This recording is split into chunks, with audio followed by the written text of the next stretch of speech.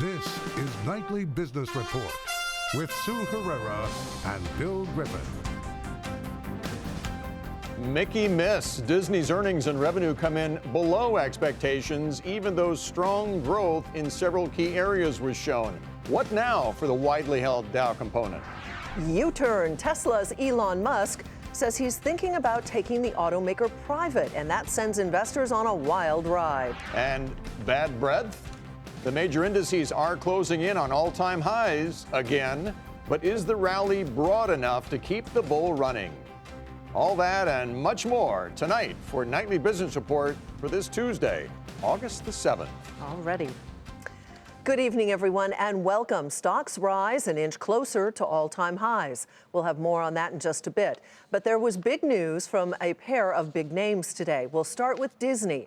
Earnings that were off the mark. The company did come in below earnings and revenue estimates, but it also had strong growth in studio, parks, and broadcast units. Here are the numbers. Disney earned $1.87 a share.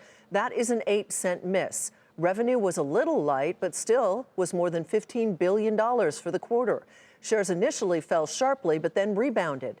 Julia Borston has the key takeaway for investors. Disney fell short of analyst expectations on the top and bottom line, despite seeing revenue growth at every division but consumer products, with its studio division growing revenue by 20% on the strength of Avengers: Infinity War and Incredibles 2. Two examples of the success of Disney's acquisitions, Marvel and Pixar. In the earnings release, CEO Bob Iger focusing on his confidence for Disney's next acquisition, Fox, saying we are more enthusiastic about the Fox acquisition than ever and confident in our ability to fully leverage these assets. The cable networks are still a weak spot, the segment operating income dropping by 5%, which is a bit worse than expected. For Nightly Business Report, I'm Julia Borston in Los Angeles. Let's turn to Bill Smead now for more on all of this. He is the CEO of Smead Capital and a longtime shareholder at Disney and a big proponent of a company, even though there have been questions for the last few years, Bill, about ESPN and the cable components, which again showed some weakness this time around. You sort of dismiss that as noise. Why? Well, first of all, they're a manager of a variety of brands. And so what happens, just like when you run a good stock portfolio, there's certain stocks you own that are doing well temporarily, and there's some that aren't doing as well. And you just want to have a great majority doing well all the time, and they've done that. And remember, this stock was under tremendous pressure during this battle for these Fox assets, and people were wondering if Netflix and other futuristic competitors were going to put them out of business or something. So it's, they made 18% more than last year in a year that's been one of trial and tribulation. Right. So is Wall Street's reaction in the after hours, where we said it dipped and then came back after Bob Iger did the conference call, was that an overreaction? Well, we would possibly, but here's how we look at it. Disney, is a company that Warren Buffett said the biggest regret in his career was he owned it a long time ago and he sold it. So there's maybe 20 companies that literally are part of Americana and literally own the hearts and minds of a vast majority of people in the United States and around the world. And this stock trades at a significant discount to the other companies, the Nikes and the Starbuckses and those kind of companies, the Microsofts, right? So it trades at, say, a 25% discount to those, all because of the fears of streaming, over the top, and the Netflix world putting them out of business. Well, I don't think they think they're going to put them out of business, but clearly Bob Iger has made it clear that over-the-top video streaming is very important to the future of this company. They are setting it up, they're pricing it, they're getting it ready to take on the likes of Netflix. What do you think it will do for Disney? Well, the history tells us a little bit about this. People thought the VCR was going to mess them up. People thought cable was going to mess them up. Content is always king. And they have the best manufacturing process for creating brands and content. And then they're also very astute bargain hunters for underperforming brands in content. And that shouldn't change much regardless of what the technology delivery system is. Are you very quickly, Bill, are you happy with the way they've tried to turn ESPN around? I mean, Mr. Iger says there's more to be done. There is, but demographics play a big part in the slowdown in ESPN. And that is, I'm 60, there's more 60-year-olds than there are 45-year-olds. 45-year-old men are the bread and butter. There are just not as many of them as there was 10 years ago. That'll pick up in another 10 years, and no one will be worrying about ESPN. Sleep well, Bill Smead with Smead Capital Management. Thanks for joining us again tonight. Thank you. The other big name making news today is Tesla. CEO Elon Musk created quite a stir with a series of tweets saying he's, quote, considering taking Tesla private at $420. Musk said no decision has been made yet, but added that current investors could hold on to their positions through a special fund or sell their shares at the $420 mark. By the way, this would be the biggest buyout in history. Shares of Tesla were already on the rise on a report that Saudi Arabia took a $2 billion stake in the company, but then were halted following Musk's tweet. They eventually reopened, finishing up 11%. Got that? And that better than 10% move in Tesla helped spur the NASDAQ to its sixth straight day of gains. Overall, stocks rose as investors stayed focused on corporate earnings, and the major indices just continue to inch closer to all-time highs. The Dow today up 126 points to 25,628. The NASDAQ added 24. The S&P tacked on 8 points today. As of the close today, the NASDAQ and the S&P are within 1% of historic highs. The Dow stands about 3.5% away, all capable of breaking through on any given day. Bob Pisani takes us on a ride to the top. The markets are knocking on the door of historic highs once again. The S&P 500 is less than 1% away from a record high. Just how do we get here? The market has been moving on a powerful combination of factors. First, the earnings story is still going strong for the second half of the year. And for the third and fourth quarter, the guidance has not dropped at all. We're still looking at gains of more than 20% for the third and fourth quarters. Those are big numbers. Second, while a small group of companies like General Motors and Whirlpool have fallen victim to these tariff issues, the vast majority of companies continue to see very little impact from the trade wars. Third, there's been a tidal wave of buybacks announced this year. Companies are flush with cash, and there's a record $750 billion of buybacks been announced so far. Goldman Sachs is expecting $1 trillion by the end of the year. That's a jump of about 50% from last year. Apple alone has already bought back more than $40 billion in stock this year. There's also a market rotation underway. Despite the narrow rally, the market's not been entirely dominated by technology. When tech falters, traders buy other sectors. So recently, we've also seen defensive, value-oriented sectors like healthcare and banks, and especially consumer staples, been strong in the last month. Finally, the U.S. continues to show signs of strength in its economy. The GDP growth is looking to be well over 3% for the rest of 2018. So the big question now is, what will it take to get the S&P 500 over the finish line? We're really close. For Nightly Business Report, I'm Bob Pisani at the New York Stock Exchange. And the question surrounding the market anytime new highs are that close, is there enough support to keep the rally going? Mike Santoli takes a look for us. The major stock indexes are poised to return to record highs last seen more than 6 months ago. But one criticism of this rally remains popular, that the market is too reliant on a small group of big tech stocks for its recent gains. Is this true, or is the climb broad enough to support further upside to new record highs? There is some truth to the argument that the largest tech stocks, such as Apple, Amazon, Alphabet, and Netflix, have driven much of the market's gain. Roughly half of the increase in the S&P 500 index's value this year has come from those 4 stocks alone. And the technology sector as a whole is up more than 16% compared to the S&P 500's 7% rise. But it's not true that those winners have obscured pervasive weakness below the surface. The majority of all stocks are up for the year. The equal weighted version of the S&P 500, in which each of the 500 stocks has the same influence, is up nearly 5% for 2018. More than twice as many large stocks are up 10% than have fallen that much. And the Russell 2000 Small Company Stock Index has advanced some 10%. So while investors have become somewhat more selective than in last year's inclusive surge, with a strong preference for fast-growing technology giants this year, it's not clear that the market is skewed toward a small handful of winners at the expense of the majority of stocks.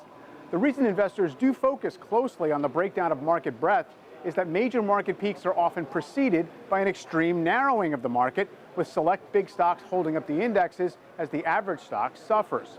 With the bull market that began in 2009 set to become the longest on record in the next few weeks, it makes sense to focus on these patterns. So far, at least, the rally seems just broad enough to fend off the bears. For Nightly Business Report, I'm Mike Santoli. So what will it take to get this market to the next level? Scott Cubey, Chief Investment Officer at the Carson Group, joins us now to talk about that. And I want to pick up on what Mike kind of mentioned right at the end, and that's the broadening out of the market, because you also think that that's important. Yeah, we've seen really great leadership in a very small number of stocks, but I don't think that's going to get us to, it may get us to new highs, but it's not going to get us to really a strong return over the rest of the year. And we think that we need to see a broader participation, especially from value stocks, which have really lagged growth stocks by a wide margin this year. I think one of the nice things is we saw that in July, where value stocks outperform growth stocks by around 1%, depending on the index you used.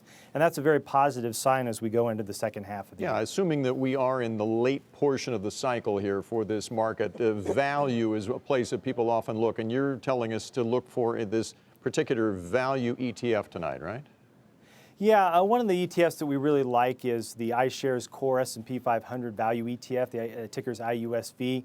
There are a number of great value ETFs out there, but one of the reasons we like it is that value stocks look cheap relative to growth on a valuation basis, but also some of the sector allocations towards financials and energy look to us to be really attractive in this late cycle stage, and we think those sectors are going to outperform in the second half of the year and into 2019. You also are dabbling in the energy sector. National Oil Well, the ticker symbol is NOV.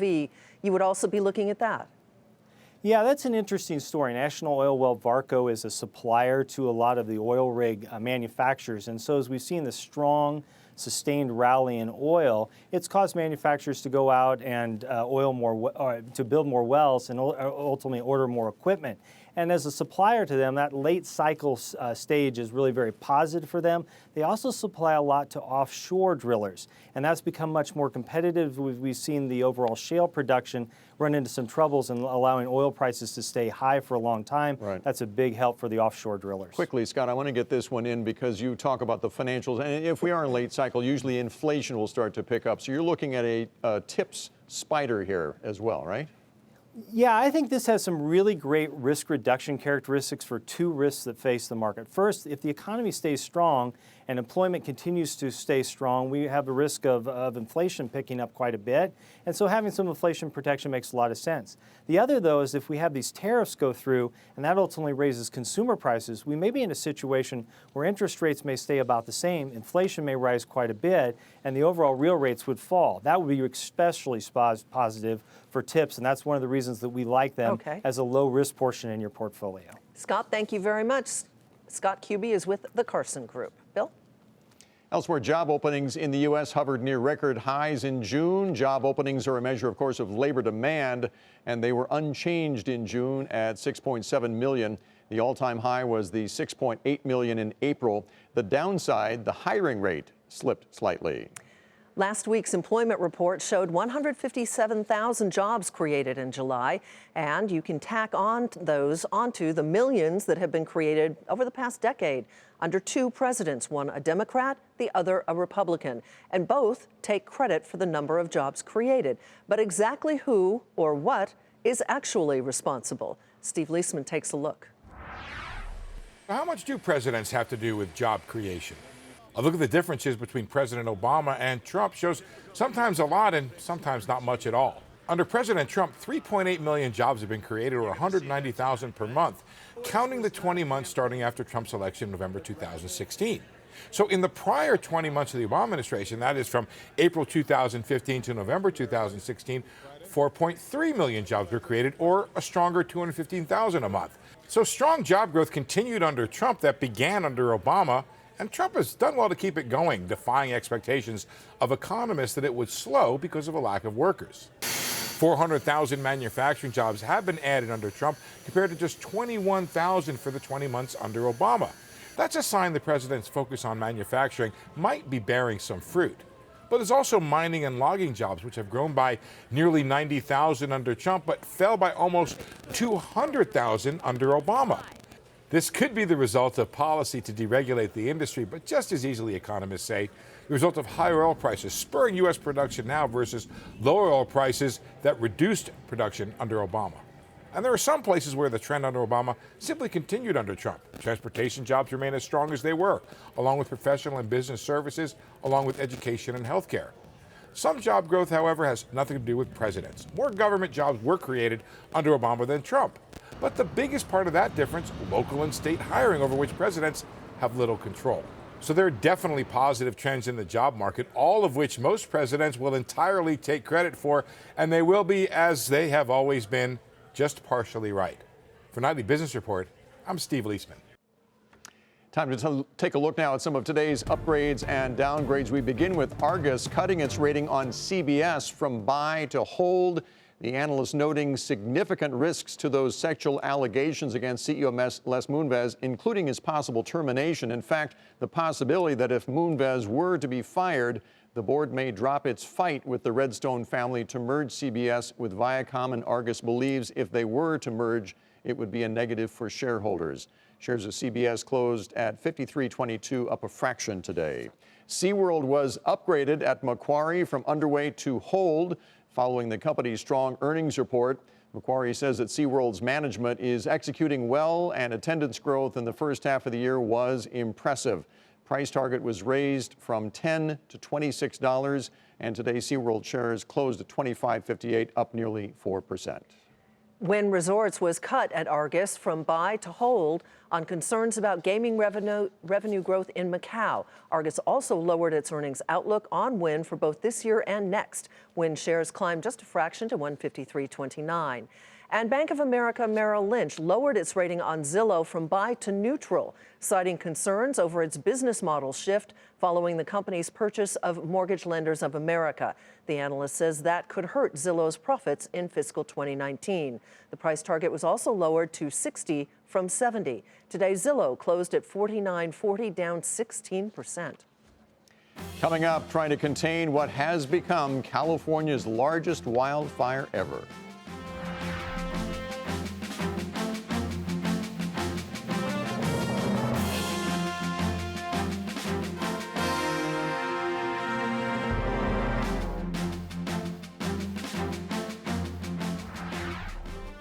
Firefighters in California continue to battle what has turned into that state's largest fire in its history. 8 major blazes are ravaging California's landscape and have caused 7 deaths and thousands of evacuations. Aditi Roy joins us tonight from Ukiah, California. Good evening, Aditi.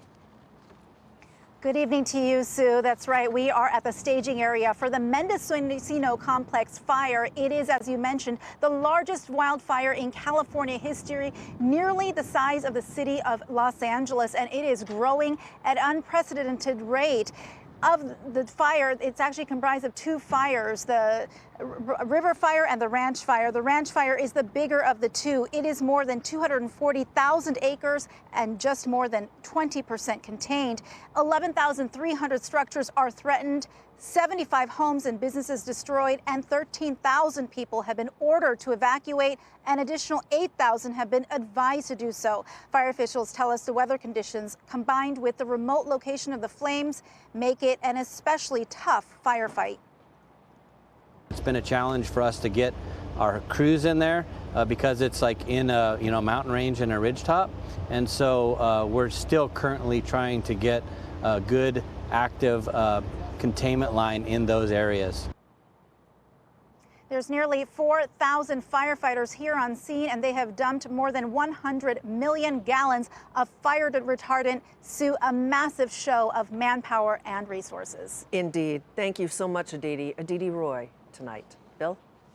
Profits disappointed Discovery Communications, and that is where we begin tonight's market focus. The entertainment giant said that restructuring costs tied to its recent acquisition of Scripps Network caused earnings to decline at a faster than expected clip. Revenue was a beat, though, helped by higher sales in the company's international networks. Shares closed down 5% to $25.55 today. Dairy producer Dean Foods reported a loss, but did see sales inch ahead of expectations. The company also slashed its earnings outlook for the whole year, citing inflationary pressures and growing competition from private labels. Shares plunged by 15% today to $8.04. More bad news for Papa John's. After the closing bell, the pizza chain said same-store sales declined across its U.S. stores, causing earnings to come up short. Papa John's sees more pain ahead. It cut its outlook for the full year. The company's founder recently stepped down from his chairman role after he apologized for using a racial slur during a conference call. Shares fell in the after hours and also finished the regular day down nearly 3% to 41.07. And after the bell, Snap reported a decline in the number of active daily users on its platform. Despite missing estimates for user growth, the social media company beat earnings expectations, which it said were helped by strong performance in its ad business. Also, Saudi Prince Al Walid bin Talal said that he has bought a more than 2% stake in that company. Shares initially jumped in the extended session, but then fell back. They ended the regular day up 0.5% to 13.12. Well, things were slowly getting back to normal today after Beijing's financial district was locked down amid protests. The catalyst was a meltdown in China's peer-to-peer lending market. Eunice Yoon is in Beijing to shed some light on this growing crisis there. It was business as usual in Beijing's financial district today after yesterday's police crackdown on protesters. Organizers say thousands of people gathered outside the banking regulator's office. Hundreds of police stopped the demonstration. The protesters were angry about money they lost in the peer-to-peer lending industry. Here in China, it's still very difficult for ordinary people to get loans from mainstream banks. So this whole industry of P2P lending has emerged, where investors who have money to lend are connected with people who need capital to start businesses or just to buy something. This industry has grown quickly over the past few years thanks to the high returns, about 8 to 12% compared to less than 3% at most traditional banks. But because of tighter regulatory conditions and a liquidity crunch, some of the lenders have started to fail. In China, public protesters aren't common, but it is common for investors who lose money to expect the government to bail them out, and that is what the protesters were seeking yesterday. The troubles of the P2P industry are far from over. There are concerns that the P2P problems can spread to businesses in other sectors. In the past week, 2 companies, one router manufacturer and one convenience store chain, reported financial issues associated with P2P investments. That will pose a headache for Beijing, which is struggling to contain rising debt and the risks associated with it. For Nightly Business Report, I'm Eunice Yoon in Beijing. Coming up, a $54 billion merger faces resistance from within.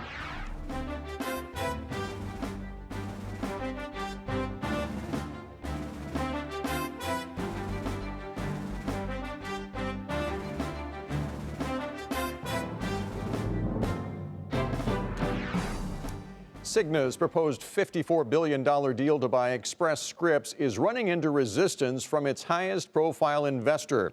Billionaire activist investor Carl Icahn released an open letter urging his fellow shareholders to vote against Cigna's deal to buy the pharmacy benefits manager. Cigna responded by saying that Mr. Icahn's view does not represent those of Cigna's other shareholders. Bertha Coombs has been following the drama for us. Carl Icahn calls Cigna's mega deal to acquire pharmacy benefits firm Express Scripts a $60 billion folly. The activist investor who has taken a stake in Cigna is urging others to vote against the deal, arguing that the insurer is paying a 50% premium for Express Scripts at a time when the pharmacy benefit management business model is under siege from regulators, the Secretary of Health, and others who have been critical of confidential rebate agreements which allow the PBMs to secure discounts from drug makers. Icahn also argues that Amazon's entrance into the pharmacy business, recently acquiring PillPack, will also undermine the deal. In his letter, Icahn warns purchasing Express Scripts would be one of the worst blunders in corporate history, up there with the Time Warner AOL fiasco and General Electric's value destruction.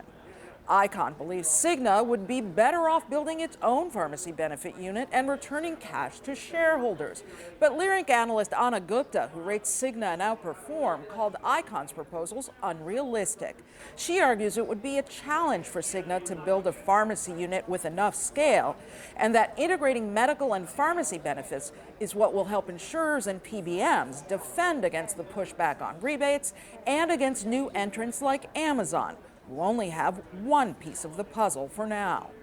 In response to Icahn, a spokesman for Express Scripts said, "We believe we are well positioned for growth and remain confident in the deal," noting that they raised their guidance for client retention in their recent earnings report. Cigna declined to comment on the Icahn letter, but CEO David Cordani expressed confidence the deal would get done on last week's earnings conference call. Icahn also suggested that the only Cigna shareholders who'd have reason to support the deal are those who also own shares of Express Scripts. The Dodge & Cox Stocks Fund is the largest stakeholder in both firms. It declined to comment on the letter. The shareholder vote is scheduled for August 24th. Shareholder advisory services are likely to weigh in on the vote later this week. For Nightly Business Report, I'm Bertha Coombs.